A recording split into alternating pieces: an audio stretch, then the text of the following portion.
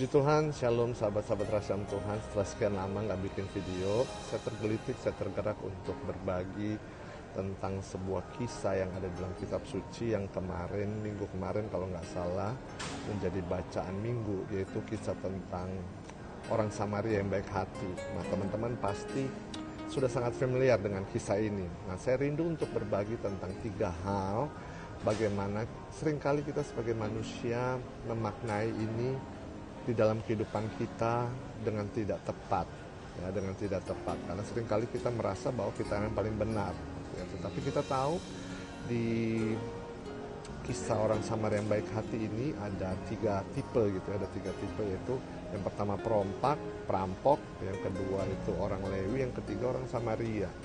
Kita nggak bicara korbannya deh, tapi kita bicara 3 orang ini. Bagaimana kalau perampok? Kita tahu bahwa tipe perampok itu ya milik lo, milik gua gitu, milikmu, milikku. Nah, orang Lewi yang merasa dirinya adalah bagian dari sebuah ibadah, bagian dari sebuah ritual Kristiani mungkin hari-hari ini bicara tentang milikku adalah milikku. Nah, poin yang ketiga tentunya bicara tentang orang Samaria yang baik hati, yaitu bahwa kita sesungguhnya harus menyadari bahwa apa yang kita terima, apa yang kita miliki, apa yang kita punya, apa yang kita jalani itu semua karena kasih karunia Tuhan, karena anugerah Tuhan. Makanya kita perlu berbagi tentang rahmat ini kepada banyak orang yang memerlukan kasih Tuhan, banyak orang yang memerlukan pertolongan Tuhan, banyak orang yang merindukan kasih Tuhan. Nah, mungkin saya boleh sharing tentang hal-hal kecil aja ya, nggak usah hal-hal yang terlalu besar karena takutnya nanti kita pusing sendiri. Itu tipe perompak atau perampok, yaitu milikmu adalah milikku. Apa yang seringkali kita buat, yang kita maknai dalam kehidupan kita? Seringkali kita bersikap sebagai perampok itu loh, sahabat-sahabat Rasam Tuhan. Apa? Contoh, hal-hal kecil deh. Hal-hal kecil.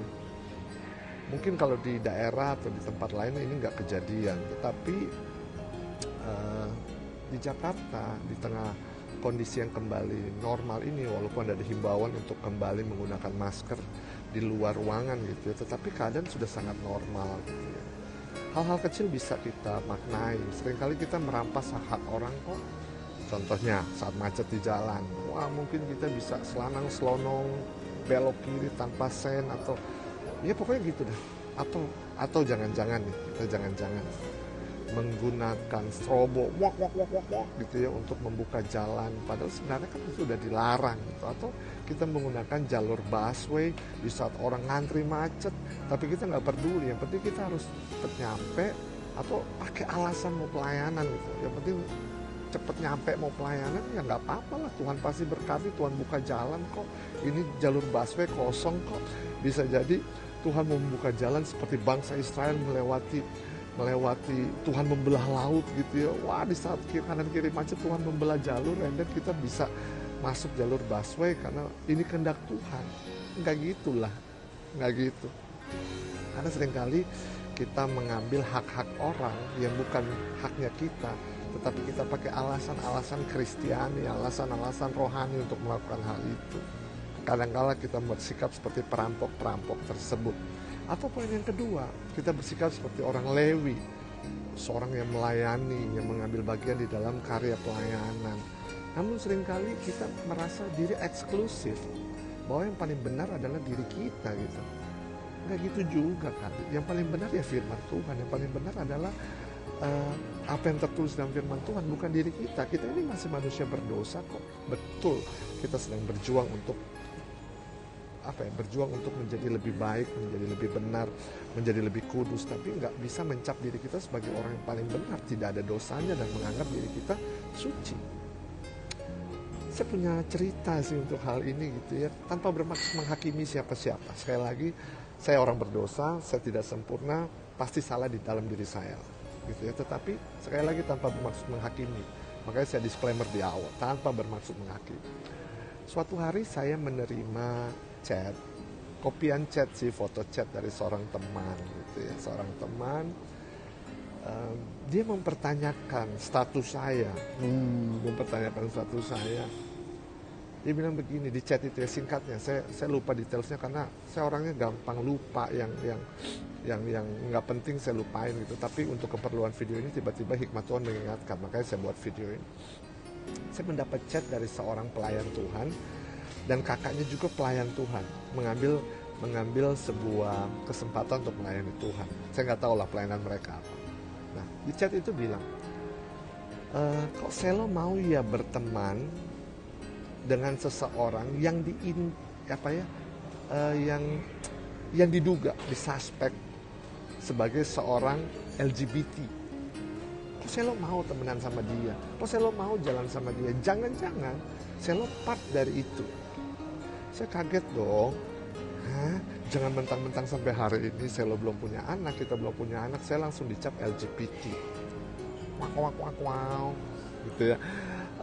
Jujur saya terkejut asli, saya shock. Tetapi itulah, saya belajar untuk memaknai bahwa apa yang saya punya ini adalah kasih karunia Tuhan.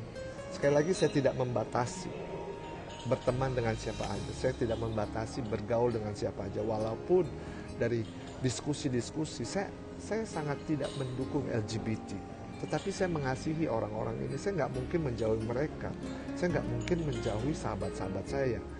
Dan apalagi ini diduga LGBT, baru diduga kok, baru asumsi kok, kita nggak pernah tahu gitu keadaan sebenarnya. Tetapi yang terjadi seperti ini. Nah, seringkali kita bersembunyi di balik dalih-dalih rohani, seringkali kita bersembunyi di balik hal-hal yang sifatnya pelayanan, tapi sesungguhnya belum terjadi perubahan.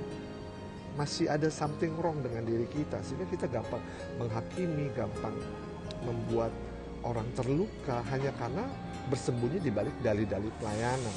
Nah, ini menurut saya tidak tepat sih. Karena sekali lagi, kita memang tidak mendukung LGBT, tetapi kita harus mengasihi orang-orang ini, karena orang-orang ini layak untuk menerima kasih karunia Tuhan. Ini koneksitasnya ke LGBT ya. Mereka perlu pewartaan firman Tuhan, mereka perlu pengenalan akan Kristus. Nah, tugas kita inilah, maka kita masuk ke poin yang ketiga sebagai orang-orang Samaria yang menyadari bahwa semua ini kasih karunia Tuhan loh. Ini semua rahmat Tuhan loh. Kita yang sudah diampuni dengan seluruh salah, dosa dan pelanggaran kita. Kita pun harus belajar menerima keadaan orang lain, terutama mereka yang memerlukan pertolongan, mereka yang dirampok, mereka yang dihina, mereka yang dibully, mereka yang kesusahan, mereka yang memerlukan kasih Tuhan. Mungkin mereka nggak perlu ayat-ayat firman Tuhan secara langsung lewat penginjilan, seminar-seminar. Tapi mereka memerlukan karakter Kristus, sifat Kristus, pelayanan Kristus yang touchable, yang langsung menyentuh hati mereka gitu. Tanpa harus menggunakan ayat-ayat firman Tuhan. Nah, disitulah kita sungguhnya dipanggil. Tanpa bermaksud untuk membatasi diri. Wah, saya hamba Tuhan, saya pelayan Tuhan. No. Kita semua ini adalah anak-anaknya Kristus yang saling menopang, saling mendukung, mendoakan, menolong, membantu satu sama lain tanpa mengkotak-kotakan. Jadi poinnya adalah bagaimana kita menyadari rahmat Tuhan ini, menyadari berkat Tuhan ini, menyadari rahmat keselamatan ini, pengampunan yang Tuhan sudah boleh beri ini, untuk kita boleh berbagi pada sahabat-sahabat kita yang memerlukan kasih Tuhan. Dan ini tugas kita loh, ini tugas kita. Betul, pelayanan mimbar perlu, betul, penginjilan mimbar itu penting. Tetapi jauh lebih penting, jauh lebih perlu adalah bagaimana hidup kita boleh menjadi kesaksian.